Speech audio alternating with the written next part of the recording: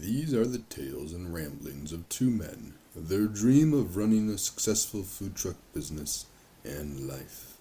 We invite you along to join Josh and Skippy on this journey. This is Monday Morning Food Truck. Good morning, Skippy. Morning, Joshua. How are you today? Are we drinking beer already? I'm whipped. I'm whipped today. I am whipped. You had a good weekend. I had a fun weekend. First of all, welcome everybody. Sorry, we kind of skipped over that part. Hey. How's everybody doing? We got a couple people in the audience on our on Riverside. No one yet on YouTube, but that's okay. They'll get there. Make sure you guys follow, subscribe, like wherever you are listening to us, please. Thank you. Smash the subscribe button and the reminder bell. Yeah. All right. Anyway, sorry. You had a fantastic weekend. Best ever. Yeah, it was really, really good. Like really good. Here's what I can tell you though, that setting up a Square online thingamabobby really is time consuming. You mean a store for online?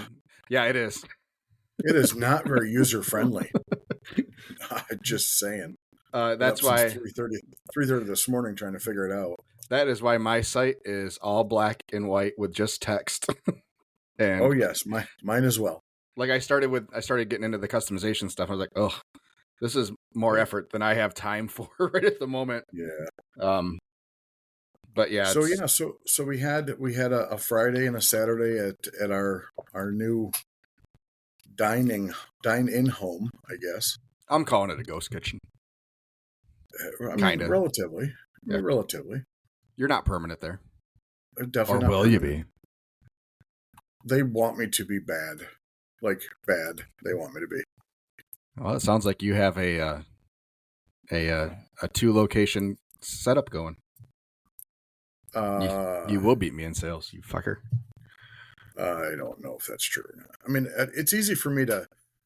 Yeah, they could stay open like late no matter what, but their winter hours are till 2 or open till 2, and then their summer hours or non-winter hours are until 4. So we'd have to figure that part out. But they have a whole back area that's unfinished that they want to make my commercial kitchen. Ooh. Yeah, but they don't have a lot of parking. So for me to like pull my trailer up and get it loaded, might not be the best idea. Well, what if you just move stuff into there via Cambros? You don't need to drop your trailer to. I mean, let's think this through a little bit. And this is kind of the scenario I was hoping for. It's a lot of transportation. That's not that bad. So you have a separate square for that location. You keep some essentials there, so you don't have to move everything every time. Mm-hmm. You know, you have some refrigerated space there, so you don't have to move coleslaw. You only have to move cooked meat and set up and go. So you have 2 Cambros full of meat that you have to drop off to whoever's working that location, and they go. If that's my if that's my permanent kitchen, well, then I got to spend $20,000 on a build out. I'm not sure I want to do that either. No, just do it like you're doing it right now. I'm taking over. Well, it's possible, but I don't. I mean, my trailer is my commercial kitchen, right? And that doesn't have to change. But they want to build a commercial kitchen. Well, that's fine if they want to. That's up to them. They want me to rent it. Are you already paying rent or no? 5% of sales. See, that's not bad. It's not bad. I'm not saying it's bad. Like the idea is there. The idea is possible. The other problem is they don't have any parking lot lights at all. Now in the spring, summer, and fall, that might not be a big deal, but we're dead by 7. Yeah. So it's a good thing I sell out rather quickly. And to all you people that say, cook more, it's not that simple, people. It is not that simple at all. Just saying. Sure it is. Like as much as you tell people, as much as you tell your customers, hey, if you're looking at this and this, I can take pre-orders for this and this. Send me a message before Thursday. What do we do? Oh, let's call me Friday morning. Hey, can you pre-order this, this, and this? And then by the time I walk in, I have maybe 2 racks of ribs left, and then I got a nice lady who comes in and wants to buy both. What do you do? Tell her no? No, No, of course not. Of course not. You sell out before you even open up. But I mean, now you're 3 weeks in, right? Yes. You've sold out of ribs quickly all 3 weeks. No, I've had 3 left over at one Total point. out of 3 weeks. Yes. Was that all in 1 week? That was one Saturday. Yes. Yeah. So the rest of the time you've sold out. Yes. Ish. Yeah. Oh, did I just get louder? You're echoey. Oh, okay. You sound like you're in a subway tunnel. How about now? Perfect. All right, everybody. Sorry about that. Something had changed in my microphone settings. So I was a little bit quiet last week, and it started out the same way. So I've been fiddling in the background. And please, people, tell me how I am, because I'm actually using a headset now. I know, it's amazing. I know, it's great. Looks like you're on a long haul trucker route. I am, absolutely. It's my years. Bounce around in your seat a little bit. My years of mortgages have finally paid off. A lot of equipment. Anyway, so this past weekend, we did a 4 to 8 on Friday, and we did a 3. We changed the hours to 3 to 7 on Saturday. And I can't tell you if it worked 3 to 7, but this was by far the best Saturday we had. So I hope it worked. The weather was pretty good too. The weather was good, absolutely. Yeah. So the weather was good. Very sunny out. We had records. So yeah, we did records this weekend. I think we had a total of like 65 covers. A lot of dine-in. People came from all over the world. Just fun stuff. Just to see Skippy. Yeah, world famous. We are big in India. Yes, we are. So it was very cool. We also added barbecue plates, the traditional barbecue, and that sold well. It was probably a little over a quarter of our sales for the weekend. And we just did one meat, two meats, and a side and a piece of cornbread, and people loved it. We're not saucing anything anymore. We're letting people sauce themselves. I think my longest ticket time was a little over 5 minutes, just because of the amount that people ordered. Average ticket I'm on Square right now, just doing the math, but I can tell you that the average ticket is $33.49. That's pretty good for the last couple. So gross sales of about 2,200 for this weekend, and lately, the last 2 have been pretty close to the same, right around 1,600. So we also added chicken quarters, which people seem to love for some reason. Love. Like love.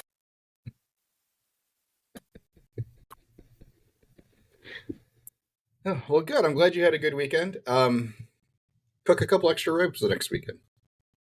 Oh boy, I already have 20 going in a week, or 20 a weekend so far. So I guess I got to bump it to what, 22? I'd go 12 a day. Yeah, that's only 2 more racks a day if you do 12 and 12.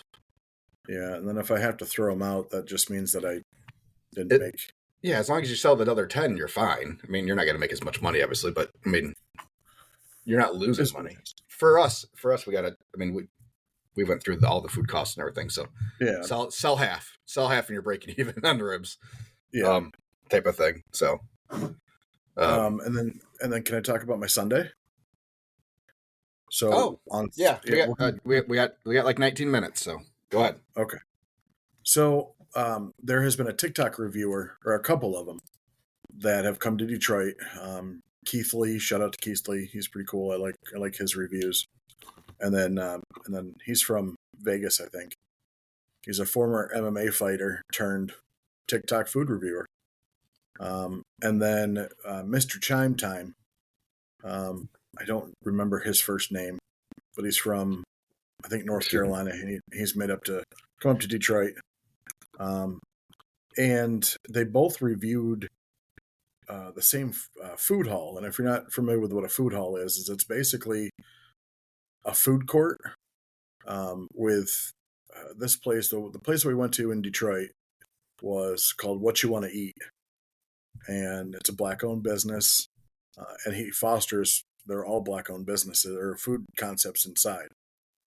And it was really, really cool. They had anything you could possibly want: barbecue, tacos, wings, burgers, chicken and waffles, rice bowls, cheesecake, ice cream, whatever you wanted. And so I went with another food truck buddy of mine, and we got to talk to the owner. And the owner was kind of giving us a lowdown on how he built this and like what he does. And it's basically the government is giving grants to anybody that will restore or repurpose like abandoned buildings. And they will pay for half of the renovation costs. So he did this, and the rent for, I'm going to say it's either a 20 by 20 spot, is it's either 15 by 15 or 20 by 20. They're all squares. It's $3,000 a month. Now that $3,000 a month, all you have to do is bring your food and your POS. They cover everything else. Your equipment's in there, your to-go containers, your the only thing else that you have to pay for is your your utilities and chip in. They share garbage pickup cost. And I'm thinking to myself, $3,000 a month. This guy's making 45 grand off of the 11 vendors that are in there. Mm-hmm. And not really, I mean, and he owns it was a bodega that has like hot dogs and stuff like that. Interesting concept, like very interesting concept. Very no seating. There's a little patio right out front on the road, but no seating. Most of 90% of it's to go. I think they do have a couple benches that you can sit and wait for. I tried the barbecue spot there. Honestly, I wasn't impressed. I had to wait at least 25 minutes for a loaded mac and cheese and 4 ribs. But is what it is. And we also went to the burger place there. The burger was good. It was a nice smash burger. It had the good crust on the outside. So that was What You Want to Eat. The second one we went to, actually that was the second one. The first one we went to was called the Detroit Shipping Company. And you think, okay, Detroit Shipping Company, that's got to be like a place to ship things, parcel service or whatever. And no, this was a food hall built out of shipping containers. I have pictures on my phone. I didn't upload them yet, but we're going to upload them to the Facebook feed. So check it out. But if you're in Detroit, this one was really cool. They had a full bar on the inside. Then they had a burger spot. What I believe was like an Indian spot, Indian food, curry, stuff like that. Thai street food, the Coop, which was a chicken joint, and then a Mediterranean halal joint. And if you're not familiar with what halal is, it's basically meat that's been blessed and humanely killed according to like Arabic laws. Since Detroit is a big Arabic community too, or close to it. And then they had a retail shop up top that was selling like clothes and things like that. And a coffee joint. It was all family seating. Basically, you all got to know each other. And then upstairs was booths, but it looked like they took like half a pew, like a church pew, cut it in half, and then nailed it to the wall on each side. And that was your seat, was an old church pew. I did get asked if I could lend somebody 25 cents so we could go get a honey bun. I politely declined. But other than that, it was a really, really cool place. Look for the pictures here on the Facebook feed later today. It was, both of those food reviewers gave it top notches. From there, I tried. So it was a chicken. It was called the Coop. So it was everything chicken, but it was Caribbean fusion chicken. And so I got the spicy chicken sandwich that had, it was like 2 tenders, coleslaw, barbecue sauce, and bacon jam. And I'm like, okay, that sounds good. I bit into it. I don't know what I could taste. Actually, sorry, there was one thing I did taste. It was vinegar. And I don't know if that's from the heat or from the coleslaw or what, but it was like straight vinegar and then the barbecue sauce. Tenders were good. And then my buddy got jerk chicken wings. They were fire. And I don't mean fire as in like what the kids are saying now, fire. I mean like they had my mouth on fire. They were hot. They were real hot. The coffee shop also up top did nitrogen, like ice cream, I guess is what it's called, where they put like the milk in a blender and then pour nitrogen or liquid nitrogen in it and it freezes. Very interesting. Like it's not soft ice cream. It's like it's almost called like what are those little bites? Those little circles. I don't know what they're called. Anyway, it was like iced cream, not ice cream. It wasn't smooth. Other than that, it was fun. I like the concepts. Oh, sorry, we talked to one of the owners there, and they said their rent's $2,600 a month, and it can go up to as much as $5,000 a month because everything is shared. So your electric is shared, your garbage is shared, your dishes are shared. Now, all these shipping containers, they didn't have sinks in them. They were straight kitchen, and that was it. They had one sink or one 3-bay sink and washing station. And I believe the actual owner of the food hall hires people to wash dishes for everybody. And then they go in after they close to wash their own. Because everything was served on the same, barbecue metal trays that you see. Mm-hmm. But other than that, a fun experience. It's about an hour outside of where I'm at in Jackson. I'll throw the addresses up in the chat here so people can see. But it was very cool. Very cool. Cool concepts. Our soon-to-be guest in a few minutes, Alan, just chimed in. So there's a company that uses shipping containers, for buildings in Grand Rapids that is looking at the idea of building a shipping container food truck park. Very much in just the idea stage. But yeah, I think that'd be awesome. Container Park in Las Vegas is a pretty cool spot, and it's kind of the same thing. It's a U-shaped, and it's a 2-story container area that's got some small boutique shops and some vendor service out of it too. So there's one in Battle Creek too, right across street from Kellogg Arena. There's like 4 or 5 of them, maybe 6, and it's just little boutique shops. Yeah. I think it'd be great along the Riverside Park area that's being built up with the amphitheater, and they're trying to make the Grand River area very walkable and hip. So, would you call these like incubators? Like, okay, so you got a good. Let's say you open up a burger joint, and your burgers are great, right? And people are coming, whatever. If you're paying that much in overhead and just rent,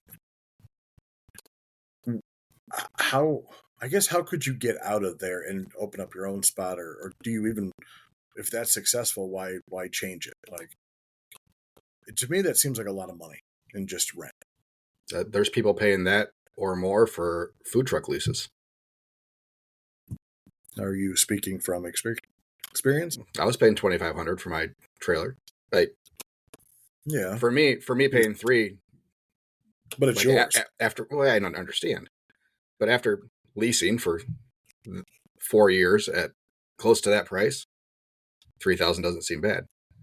Yeah. Not everybody wants a 30-seat restaurant. You know what you don't have to worry about? You don't have to worry about plumbing. You don't have to worry about the roof leaking. You don't have to worry about the infrastructure inside the building. None of that's your responsibility. True. So for that $3,000, because you're going to have a mortgage payment regardless, you're going to be paying on the property. You don't have property taxes. You get peace of mind. For some people, that's enough. You know, I'm happy to pay all that and not have to think about it. Type of thing. Yeah, I can see that. You know, if you don't want a 40-seat restaurant or a 100-seat restaurant to then have to manage staff for that space. Yeah, each Just like some place people seem to have like 2 to 3 people working in it. Yeah. So we got the downtown market in Grand Rapids, which the main floor is all small shops and stuff. There's like ice cream and gelato, and it's all very boutique. Slow's Barbecue is based out of there, so that was the biggest restaurant in that area. Are they still there? Or did they close? They closed. So yeah, it's I don't know what the rent is down there, but I'm guessing it's a similar type situation. I'm going to guess it's more than $3,000 a month, just because it's downtown Grand Rapids and you can't get anything for that price down there.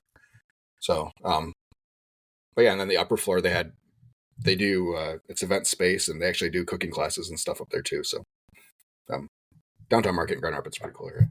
He said the world's largest food truck park is in the U.S. 65 trucks, Kissimmee, Orlando, Florida area. So I can't imagine having 65 trucks set up all the time at one spot. Of course, Kissimmee, Orlando is a much larger area, but we'll talk a little bit with Alan about event sizes and food truck sizes and kind of where we're at with what the state of the food truck environment is in Michigan. So I know we have some events here that are starting to scale back the number of trucks per event. So interested to talk to him about saturation and what he's seeing for events and truck numbers. So, anywho, Alan, don't forget you're gonna have to switch links and use the guest link soon. If you do that again, let me know. Anyway, it was fun. Glad you had a very eventful weekend. Yes. Also, in that Facebook, if you can attach the TikTok handles of the reviewer that you had mentioned. Yes. That would be great. Chad, well, what would a reasonable rate for a food truck spot? You had the guy from Drift at one time. I guess that's two different questions. Are you talking about a permanent location for us to set up at, or a use of an indoor kitchen like Skippy is using? So I pay 5% of my sales, gross sales. I don't do net.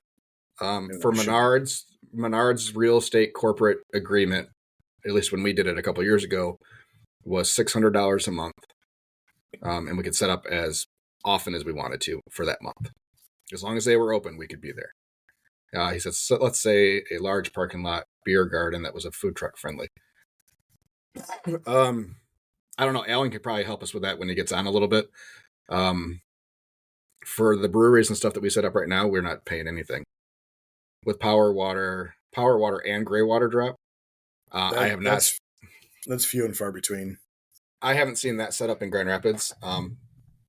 I know there's a couple things that are being worked out. There's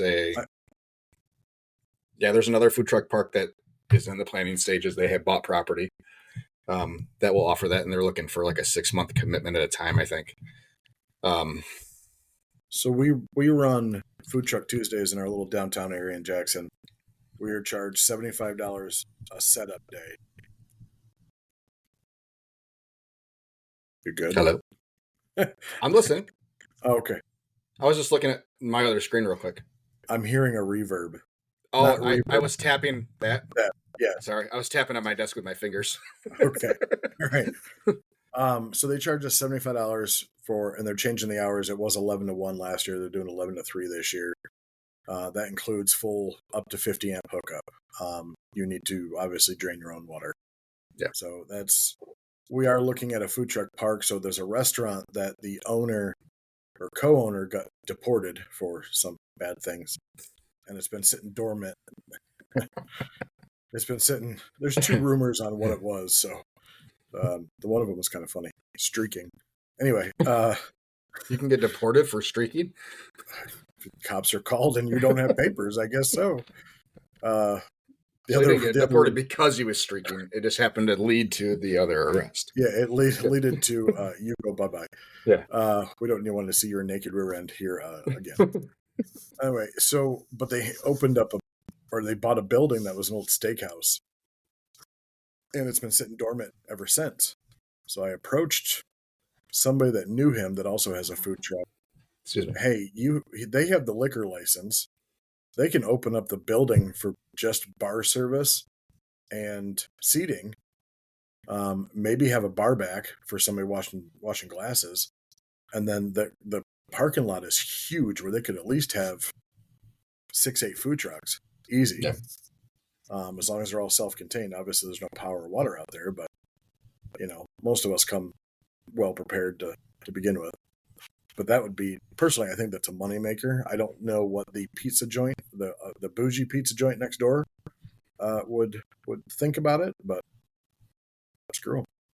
So yeah, I guess my best answer to your question, Chad, if I could set up at a location permanent, 6 days a week, and they were going to provide power, let's say water, and they had a disposal method for gray water, right? I didn't have to move the trailer, and I could,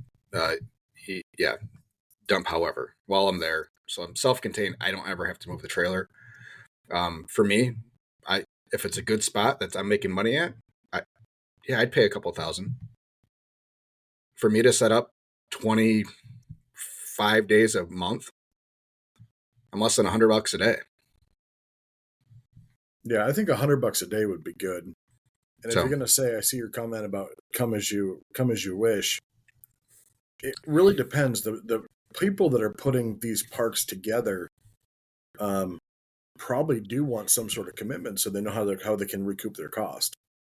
And they can have a consistent number of trucks there that they can advertise. Yeah. So when people come, it's not going to be, they're going to show up and there's not any trucks there that day. So there was a food truck show on, I think it was the Cooking Channel. I can't remember the guy's name. Eddie something or other. Anyway, he owned a food truck park in Texas, and he owned the beer garden, and then he had 3 food trucks, and then he invited a new one. And he invited 3 new ones, but then they have a cook-off to see which one he likes better. And they throw them in, and if they can do better sales than one of his regulars, then they get moved to the regular lineup, and they redo the whole thing. That way they can at least advertise, okay, you got your core trucks, but we're going to invite a couple new ones. It'd be good, if the core trucks were in town, not in state, but in county, where everybody knew where to find them, and then maybe invite, a couple out of town trucks that, But I think that's what they want is the advertising. If it was come as you wish, like I paid a certain amount to be able to set up whenever I wanted at a location, kind of like the Menards thing. I think $500-$600 was fair, especially if there's no limit on how often I can set up. So, and then it's just making sure that you get there enough times to make it worth your while. Just make sure at the end of the day you're paying money. Make sure that money is worth it. Yeah. Fortunately for us, as of right now, the only spots we're paying for are festivals. I don't pay for any roadside spots, and a couple of those do offer power. So, which is always a bonus. Most often we don't even use it. We still run off our generators, just mostly because I don't trust other people's power. And a lot of people don't know what they are offering for power. So unless I have my voltmeter with me, that I can make sure that I got 110 coming into the truck, not 220 coming into the truck, I don't hook up to anything. So, anywho, I think we had a drop in our numbers. I think Alan is switching links to be our guest. I hope. Be our guest. Be our guest. Put our rambling to the test. Yes, he is in the lobby. So I'll give a quick introduction. Alan Tomlinson, one of the two, owner of the Underground Cookie Club and president, I believe is his title, at the Grand Rapids Food Truck Association. We will bring him in, and we will welcome Alan. Good Monday morning to you, sir. Hey guys, Is that Alan or Chris? Just look a little bit like Chris. that's Al. What's Hey, going on? All us food truck guys grow beards in the winter because it's the only time we can get away with it. 2 You inches. usually have a pretty good beard, though, Alan, don't you? Not that long normally.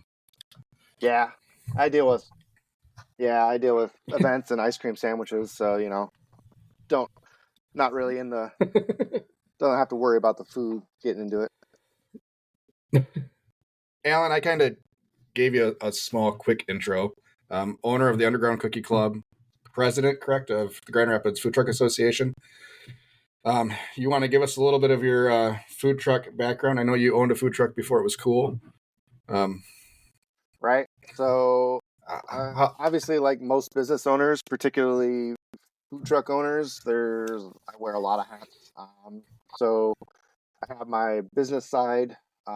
From that, I have my own food truck and brick and mortar called Underground Cookie Club. We specialize in artisan ice cream sandwiches, so we make all sorts of crazy ice cream sandwiches. And then also part of that business is Great Food Trucks, GR8 Food Trucks, which that is an event promotion business. So from that, I put on events, host, provide logistics, coordinate all that stuff.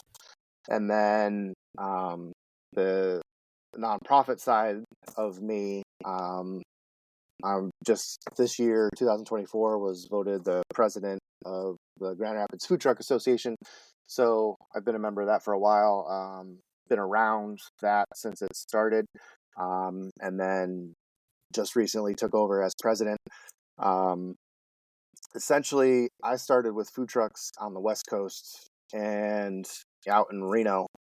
And when out there, I was part of events, putting on events, had a truck, and then I was in the process of opening up another truck, and then had to move out here real quick for family, kind of suddenly. I moved out here in early summer of 16, and that was right when the food trucks really started kind of taking a foothold in Grand Rapids. 2014 is when What the Truck opened in Grand Rapids, and then they kind of picked up some more on 15, and then 16 they really kind of took hold, and there was about 10 food trucks in Grand Rapids at that time. At that time, Grand Rapids was not necessarily food truck friendly.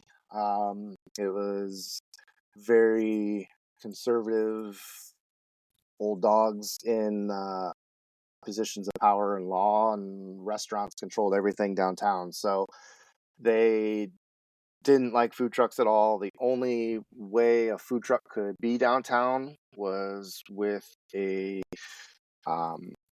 permit that a property owner had to pay, and it was like $2,000. And then that would allow food trucks to be able to park on your property. Food trucks weren't allowed anywhere on public property. And you also already had to be able to be licensed for food. So if your type of zoning or whatever wouldn't allow food, you couldn't apply for that permit either. And so, yeah, I moved out here. Funny enough, when I was looking for work out here, I kind of had the option. I got kind of offered a corporate restaurant gig because of my experience, 15, 20 years in food and beverage, and turned that down to just get paid $12 an hour to work on somebody else's truck. Just because that's what I wanted to do, food trucking, and that was the best way to network. figure out how things worked here in Grand Rapids and get to know everyone. And so that's what I did, and kind of just rebuilt myself and my businesses from the ground back up. To me, food trucking is way different than restaurant and food and beverage life, and I love it. It's 1,000 times better. The best way I recommend or tell people the difference is in restaurants and that world, it's very competition driven. If you own a restaurant or are managing a restaurant, you're like, why does that place across the street have more business than me? We need to get those customers over here. It's very me. Whereas with food trucking, it's kind of the opposite. It's very community driven. It's very much, hey, I'm going to park here. Why don't you come with me, because we're all going to do better when there's more of us together. And so that kind of mentality just was what I was drawn to, compared to that. I didn't like that competition. It's just negative. It's gross. I don't like it. And so yeah. And then I set out to put on food truck events that I was used to on the West Coast. We had a Food Truck Fridays out in Reno, and that's listed, honestly, right now, it's listed as one of the top 10 food truck events in the country. They have, right now, I think they have about 40 trucks every Friday, and they see about 20,000 people every Friday, and yet the size of Reno is only 300,000 people. So those numbers are crazy to think about, as that event being that big and that busy. Comparatively speaking, it just shows how much people support those things out there. I mean, Grand Rapids and its metroplex, so all the little surrounding cities all around it, we have 1 million, but Grand Rapids itself only has like 200,000. So there's a lot more people here, but they're still learning about food truck culture and food trucks and all that stuff. So, but yeah, I feel like I'm taking over. So sorry.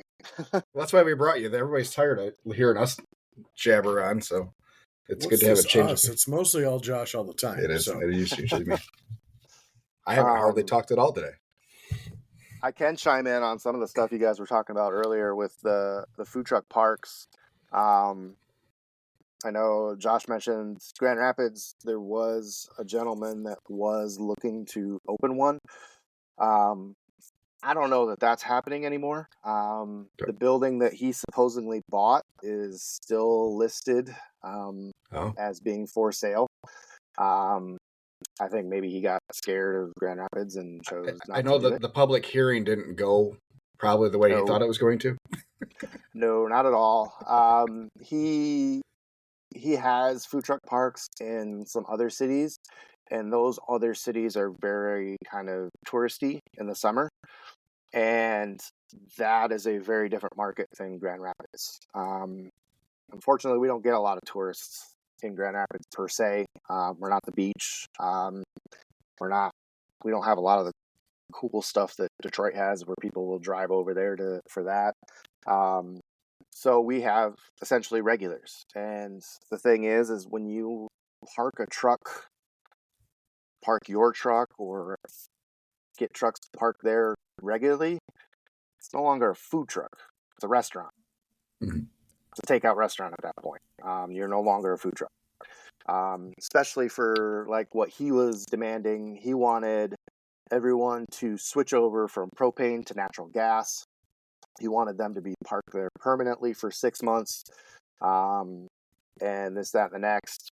But he also wanted to have his own restaurant inside, which was just going to cannibalize anybody that parked outside. Essentially, it would be a place that food trucks go to die. And it would be very unfortunate for anybody that's new to go there. They wouldn't really get a good foothold. The key to remember when you set up anywhere is how busy is that spot going to be. particularly a food truck park. A food truck park is, like I said, essentially it's a restaurant. Consistently, the person that does the best at a food truck park is whoever owns the food truck park and whoever owns the liquor license at the food truck park. That's the person that is making all the money. Because if you're a restaurant, you got to look at outward marketing to get people in. And particularly if that food truck park is not doing that, people are going to forget about you. That's why events and festivals work, is because that's something, oh, this is happening this day, this weekend. I want to go to that. I have to go to that. And so that's why you're getting those sales. They're always top of mind.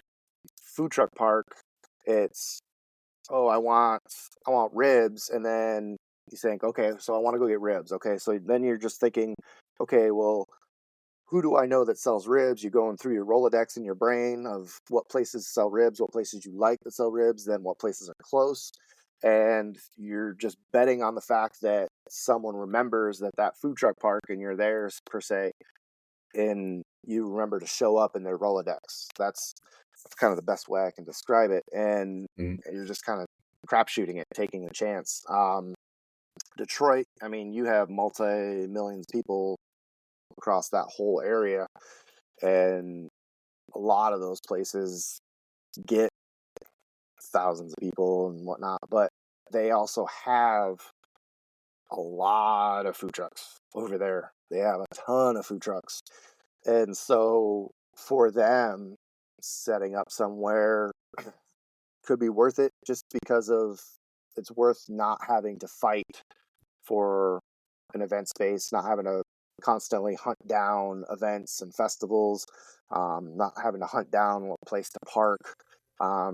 So it's worth it to them to set up somewhere permanently, and they ultimately might be paying more than they should based on percentages. But it's worth it because you don't have to hunt for business. And you're just hoping that business is busy enough to justify you being there. We're seeing an influx of trucks trying to come over here, honestly, too. So, go ahead, So Josh. what do you think about a well-established truck? I mean, doing a second truck that is more of a permanent setup. You know, once you're established, you have a following. You know, if you have that location, you know, is that a decent, in your opinion, for a second truck just to be a stationary truck? If it's a second truck, yeah, it's not bad. It's a decent move, because then you, like I said, you're not having to worry about booking it. You're not having to worry about making sure it's constantly on the road, because as a food truck, any day that you're not having wheels on the ground, you're not making any money. And so you want to constantly keep that truck booked. Lauren from Patty Matters is a good example of that. She's constantly booking stuff, and she'll book things that, I mean, a lot of people might not take, because it's not going to be what we would consider normally great money. But at the end of the day, if you make $300 versus not going out at all, that's $300 extra bucks. And over the course of a week, that adds up. So, especially on a second truck, which she has two of now. So, right, exactly. I know there's been a couple, particularly like breweries out here, that have looked at Lost Art Burger as a prime example. They didn't have room for a kitchen, so they kind of added they opened their own food truck and kind of had the permanent kitchen out there, so that they didn't have to bring in trucks. Brings up bad memories for Josh. I love the guys at Lost Art. They weren't as clear with their intentions when they bought that truck as they could have been. Right. Well, yeah. Still love those guys. But yeah, as a second truck, I think as a second truck option, it makes more sense than if it's your only truck. Yeah. So, okay, so speak about Lost Art. So Lost Art, I know, Josh, you were setting up there, and it was typically an okay spot, a good spot. Good to okay to good, whatever it is. Good, good to great usually for us. If they have their own truck, again, wouldn't the mentality of more trucks bring more money? Wouldn't that help out, or is there just not enough foot traffic coming into that brewery to justify 2 trucks? I don't think there is there. It's not a hugely populated area. There's not a ton of other business there. I think they only have 30 seats inside, 20, 30 seats inside. I mean, most of our business when we were set up there was coming from people that knew us versus people from inside. Majority. We got plenty of people from inside. So now that they've had their truck for what, like a year? 2 years, I think. It's been a year. So is there a chance now that their patrons might look for other options other than just their own thing? No, because now they're a 2 truck organization now, and they leave one there, and then one goes out and does events. Oh, okay. Because they realize that they could make a lot more money going out to other stuff than having it parked at the brewery. Right, and they're apparently now working on a remodel to. I don't know how they're doing it, but they said that they're moving their truck inside. Which legally, I don't know how that's possible. Whether maybe it's they're just parking it close to the building, something legally, I don't know. I didn't ask questions, but I just know that's why they're not taking their truck out this year because of that. I was just like, okay.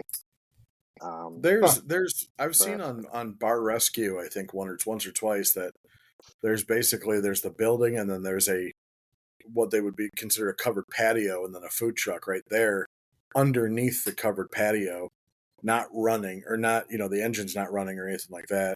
It's plugged into power. Obviously propane might be the only thing, unless you could really, do natural gas. But here I could see here, unfortunately, we have some fire department people that let's just say they were very adamant about quote unquote fire safety.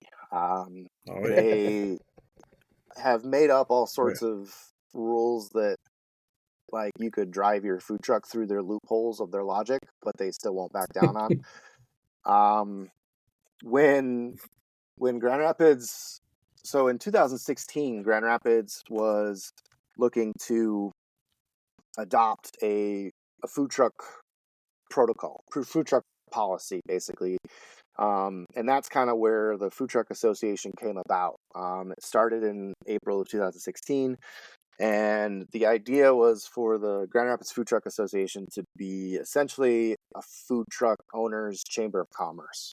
And by the food trucks banding together, they could kind of push the city to adopt a food truck law and allow food trucks, basically. The other huge benefit that Grand Rapids had is that Grand Rapids has an organization that is a nonprofit that really the city looks to for most everything, called Downtown Grand Rapids Inc. And they're very versed in drafting laws, drafting policy, surveying restaurants, other businesses to get feedback from. And so the food truck, at that time, the Food Truck Association worked with Downtown Grand Rapids Inc.